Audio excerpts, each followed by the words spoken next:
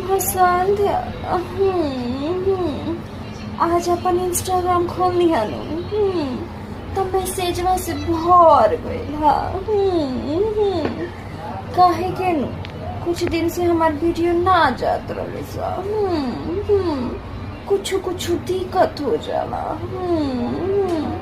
बुझल करलो। बाकी अब नु ठीक हो गइल बा।